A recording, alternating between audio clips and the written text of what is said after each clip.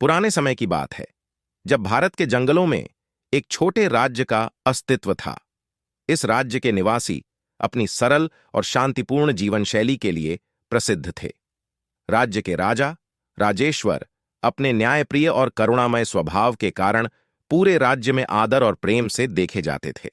लेकिन फिर भी उनके मन में एक गहरा प्रश्न था जो उन्हें बार बार सताता था। राजा राजेश्वर के राज्य में एक गरीब व्यक्ति जिसका नाम मोहन था, रहता था। मोहन एक ईमानदार और मेहनती व्यक्ति था, लेकिन उसका परिवार गरीबी में जी रहा था। एक दिन राजा राजेश्वर ने मोहन को अपने दरबार में बुलाया और उससे पूछा, मोहन, तुम इतने मेहनती हो, फिर भी तुम्हारी गरीबी क्यों नहीं समाप्त होती? मोहन ने विनम्रता से उत्तर दिया, महाराज, यह प्रश्न मेरे लिए भी एक रहस्य है। मैं पूरी मेहनत करता हूं, लेकिन फिर भी मेरे परिवार की स्थिति नहीं सुधरती। राजा ने सोचा कि इस समस्या का समाधान ढूंढने के लिए उन्हें एक महान आत्मा की सहायता लेनी होगी। राजा ने यह निर्णय लिया कि वे बुद्ध के पास जाएंगे, जो ज्ञान और करुणा के प्रतीक माने जाते थे। राजा राजेश्वर और मोहन बुद्ध के पास पहुंचे। बुद्ध ने उन्हें स्नेहपूर्वक स्वागत किया और उनके आने का कारण पूछा। राजा ने अपनी व्यथा और प्रश्न बुद्ध के समक्ष रखा। हे महात्मा, मैं यह जानना चाहता हूं कि मोहन जैसे ईमानदार और मेहनती व्यक्ति क्यों गरीबी में जीवन बिता रहे हैं। बुद्ध ने कुछ क्षण विचार किया और फिर बोले, राजन, यह प्रश्न गहराई में जाकर समझने योग्य है। इसके लिए हमें कुछ दिन मोहन के जीवन को निकटता से देखना होगा। बुद्ध ने राजा और मोहन को अपने साथ एक छोटे से गांव में ले जाने का प्रस्ताव रखा, जहां वे एक सामान्य जीवन बिताकर मोहन की स्थिति का विश्लेषण कर सकते थे। राजा ने यह प्रस्ताव स्वीकार कर लिया और वे सभी गांव की ओर प्रस्थान कर गए। गांव पहुंचने पर बुद्ध ने मोहन को वहां के निवासियों से मिलवाया और उनके जीवन की कठिनाइयों को समझने की कोशिश की।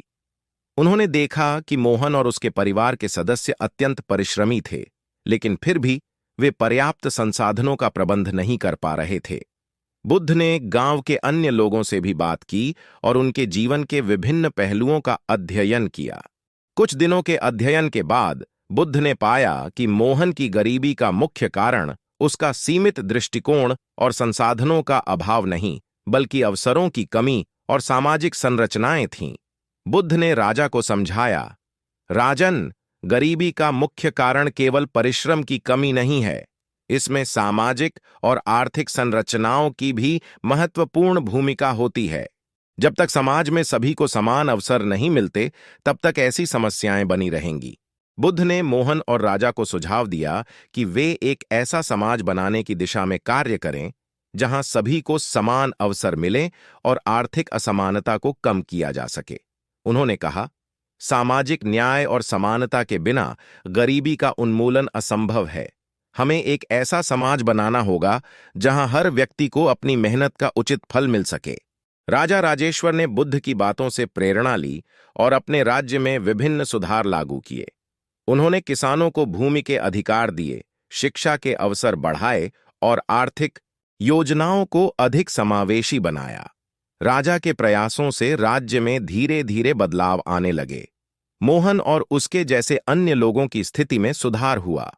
राज्य की जनता ने एक नए युग की शुरुआत देखी, जहां न्याय, समानता और करुणा के सिद्धांतों पर समाज का निर्माण हुआ। दोस्तों, मैं उम्मीद करता हूं कि आपको ये कहानी दिल से अच्छी लगी होगी।